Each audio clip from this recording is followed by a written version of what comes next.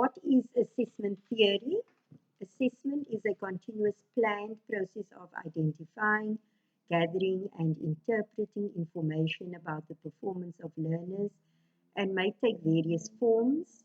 It involves 4 steps: generating, collecting evidence of achievements, evaluating this evidence, recording the findings, and using this information.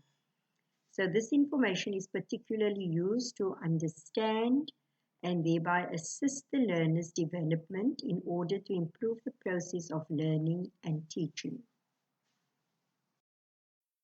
In this topic, we looked at different assessment theories: behaviorist, cognitive constructivist, social constructivist. Cognitivist teaching methods aim to assist students in assimilating new information to existing knowledge.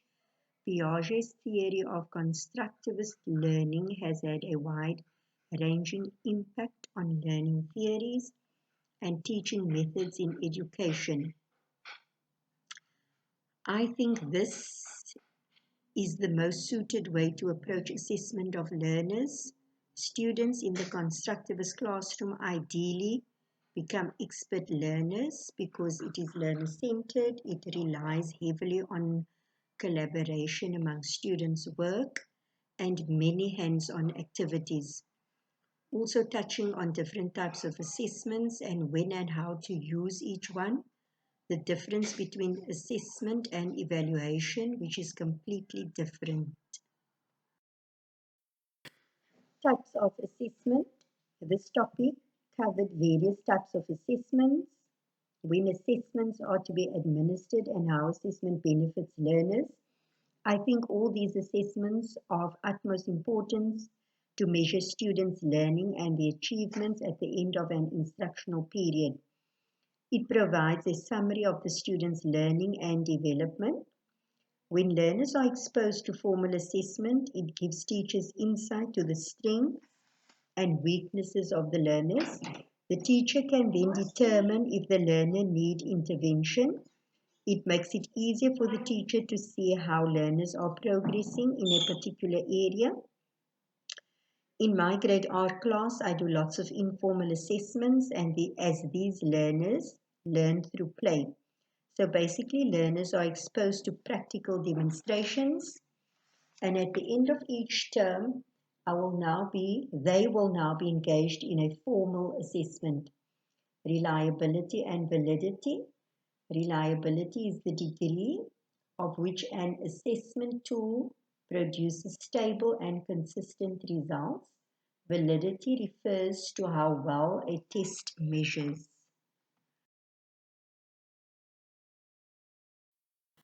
The policy document, which forms the basis for the Minister of Basic Education to determine minimum outcomes and standards, as well as processes and procedures for the assessment of learner achievement.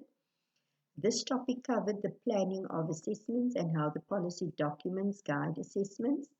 The National Policy Act makes provision for determination of the national education policy regarding curriculum frameworks, core syllabuses and education programs, learning standards, examinations, and the certification of qualifications. The policy document is an excellent guide for teachers as it outlines processes and procedures for the assessment of learners. Assessment in relation to teaching and learning. This topic covered assessment questions in relation to teaching and learning, where to start with the planning, structuring, and design of assessments and how assessments impact teaching and learning. Assessment can be used as a diagnostic tool.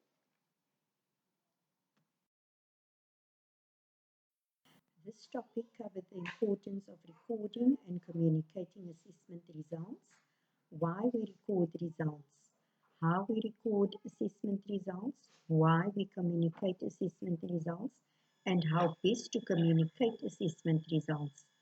I chose to present a PowerPoint presentation on the analysis of our Systemic Results 2018 Grade 6 English Home Language. I thoroughly enjoyed this assessment as we had a workshop on the systemic results at the beginning of the year.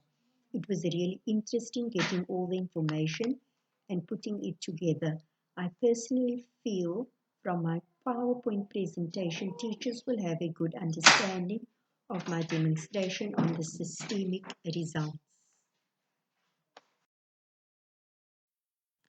Fair and unbiased assessment of learners' abilities, what differences you can expect to be supporting learners within the classroom, how to meet the needs of the learners, how to differentiate assessments to give every learner the chance to illustrate what they have learned, learner diversity, and learner support. It is of utmost importance that teachers set high standards and goals for learners. I would want to create tasks and learning appropriate to each student's level of understanding, recognizing the uniqueness of each student as all students are different and do not learn the same way. I think the best teaching method is one that students respond to.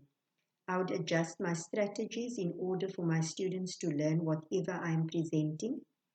I will definitely use a wide range of teaching strategies to meet the needs of the students and also identifying underachievement in learners so that they can get extra support.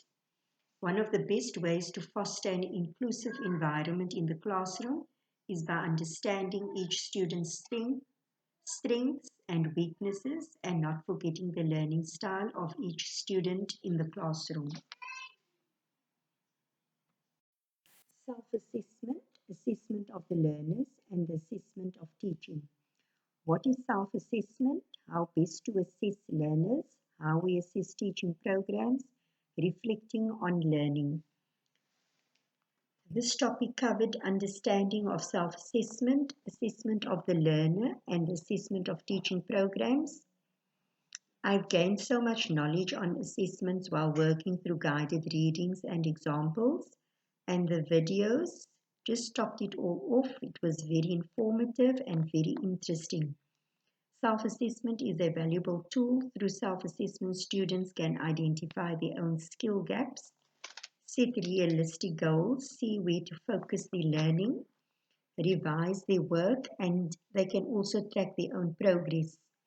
This process helps students stay involved and motivated and encourages self-reflection and responsibility for their learning.